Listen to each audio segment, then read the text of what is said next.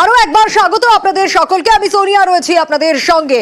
নজর রাখবো দিনহাটার দিকে। ভারতের মাটি আর সেখানে পাকিস্তানের মর্টার উদ্ধার হয়েছে। হ্যাঁ, এটাই তো ইন্টারেস্টিং বিষয়। দিনহাটার ঝিকরি গ্রাম, সেখানে মর্টার উদ্ধার, কিন্তু ভারত বাংলাদেশ সীমান্তে পাক মর্টার উদ্ধার তো হলো। সকালে কৃষকরা এই মর্টার দেখতেও পায়। কিন্তু ইন্টারেস্টিং হচ্ছে ৭১-এর যে যুদ্ধ, সেই যুদ্ধে পাক সেনার ব্যবহৃত মর্টার উদ্ধার হয়েছে। এরপর মর্টার বিস্ফোরণ করে নিষ্ক্রিয় সেনার তরফে।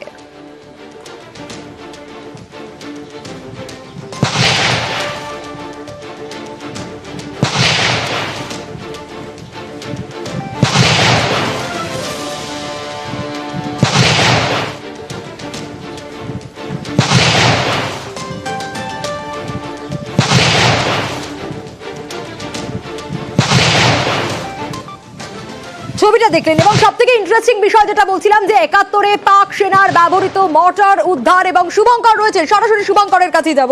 শুভঙ্কর, এটাই তো সব থেকে ইন্টারেস্টিং বিষয়। আর তারপর এই মর্টার নিষ্ক্রিয় করা হয়, যে ছবিটা আমরা দর্শকদের দেখাচ্ছিলাম।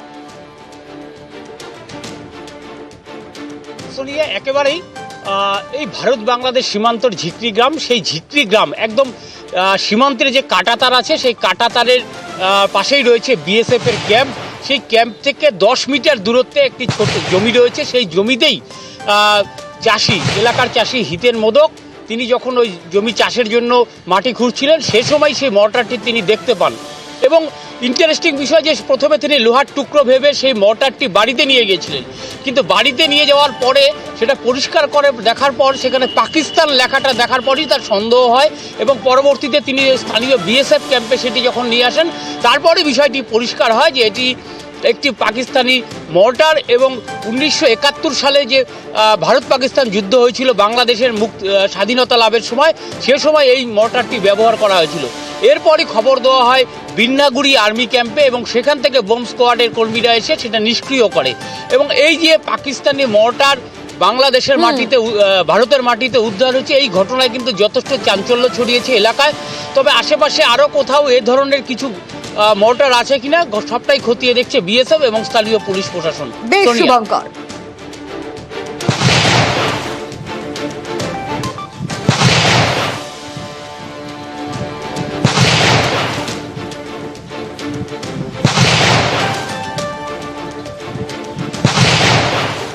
এখানে কনস্ট্রাকশনের কাজ করছিল, সেই সময় একটি মাটি খুঁড়তে গিয়ে তারা দেখে একটি মর্টার রয়েছে। সেটা পাওয়ার পর সেখানেই তারা কর্ডন করে রাখেন জিনিসটাকে।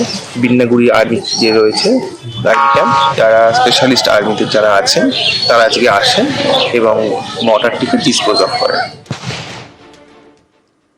বাংলাদেশের পরিস্থিতি প্রত্যেকটা মুহূর্তে আমরা আপনাদের সামনে তুলে ধরছি। একটা ছবি দেখাবো, যে ছবি আপনারা দেখতে পাচ্ছেন।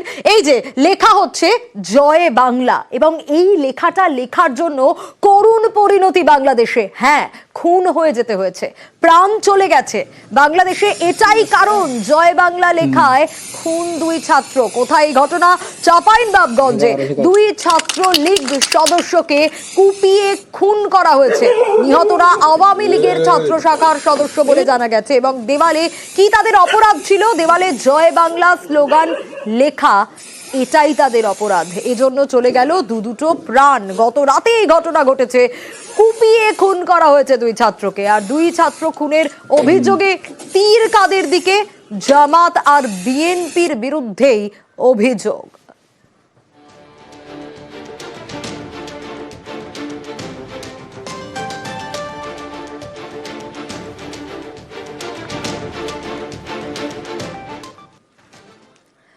অভ্যুত্থান, ক্ষমতা দখল, এগুলোই সার। কারণ ঘরে বাইরে সব জায়গায় একেবারে সাঁড়াশি চাপে বাংলাদেশের তদারকি সরকার। কারণ লাগাতার হামলা, আক্রমণ চলছে, কিন্তু এর মধ্যে আবারও ঘুরে দাঁড়াচ্ছে আওয়ামী লীগ। কেন এ কথা বলছি? কারণ এবারের বিজয় দিবসের মিনিট ২-এর একটা ভিডিও ভাইরাল হয়েছে। আগে দেখাই কি হয়েছে সেই ভিডিওতে। অবৈধ দখল শপথ করছি যে প্রধানমন্ত্রী শেখ হাসিনার স্বদেশ প্রত্যাবর্তন সফল ও নির্বিঘ্ন করার লক্ষ্যে সকল কর্মকাণ্ড পরিচালনা করব।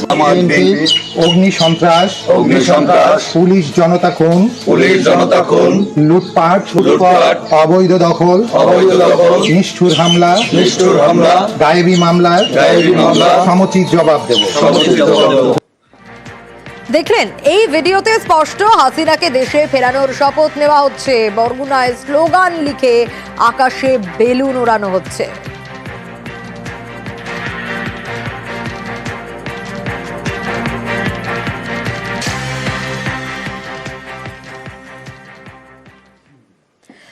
বিপদ বাংলাদেশের বাড়ছে। কেন এ কথা বলছি বলুন তো? কারণ সংখ্যালঘুদের উপর লাগাতার অত্যাচার নির্যাতনে বিশ্বজোড়া নিন্দা তো চলছেই, আর তার মধ্যে এবার দুয়ারে এসে গেছে আরাকান আর্মিও।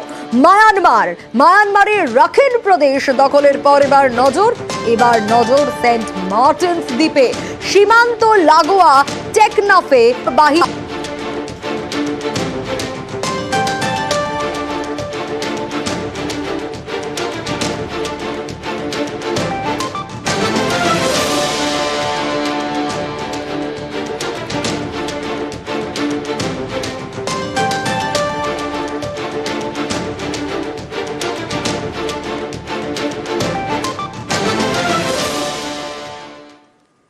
বাংলাদেশে কিন্তু কোনোভাবে থামছেই না ফাঁকা বুলি। তদারকি সরকারের ছাত্র নেতার মুখে আবারও শোনা গেল ভারত বিদ্বেষের বিষ।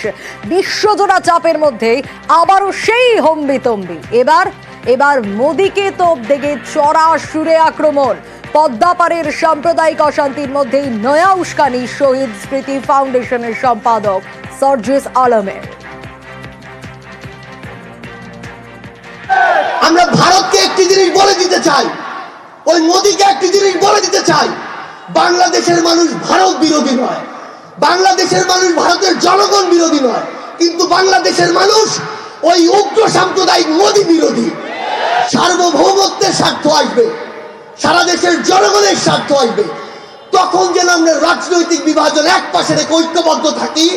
তাহলে এমন যে কোনো পরাশক্তি হোক না কেন, মোদির মতো যে কোনো উগ্র সাম্প্রদায়িক ব্যক্তি হোক না কেন, আমরা তাদেরকে প্রতিহত করতে পারবো। এর আগেও ফাঁকা বুলি দিতে দেখা গেছে বাংলাদেশে, কিছুতেই থামছে না এই ফাঁকা বুলি। আরো একটা শোনালাম আপনাদের, তদারকি সরকারের ছাত্র নেতা, তার মুখে আবারও একবার দেখা গেল, শোনা গেল ভারত বিদ্বেষের বিষ। বিশ্বজোড়া চাপ তো রয়েছে, কিন্তু সেই বিশ্বজোড়া চাপের মধ্যেই আবারও হম্বিতম্বি, যেখানে ঘরে বাইরে একেবারে সাঁড়াশি চাপে তদারকি সরকার, আর তার মধ্যে তাদের হম্বিতম্বি কিন্তু কোনোভাবেই থামানো যাচ্ছে না। এবার মোদিকে তোপ দেগে চড়া সুরে আক্রমণ, যা শোনালাম আপনাদের। মোদির মতো যে কোনো উগ্র সাম্প্রদায়িক ব্যক্তি হোক না কেন, আমরা তাদের